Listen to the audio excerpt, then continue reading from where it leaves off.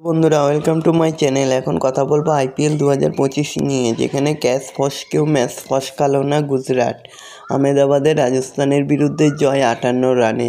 গুজরাটের ব্যাটাররা অর্ধেক কাজ করে রেখেছিল। আহমেদাবাদের শুরুতেই ঝড় তুলেছিল সাই সুদর্শন। তার ব্যাটে ভর করেই 217 রান তোলে গুজরাট। বাকি কাজটা করেছেন বলাররা।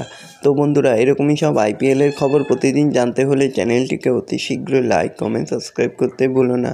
আর বন্ধুদের মধ্যে প্রচুর পরিমাণে শেয়ার করে দাও, যাতে আমার 4000 ঘন্টা ওয়াচ টাইম খুব শীঘ্রই পূর্ণ হয়ে যায়। রান তাড়া করতে নেমে 20 ওভারে 200 রানের উপরে তোলা সবসময় কঠিন কাজ।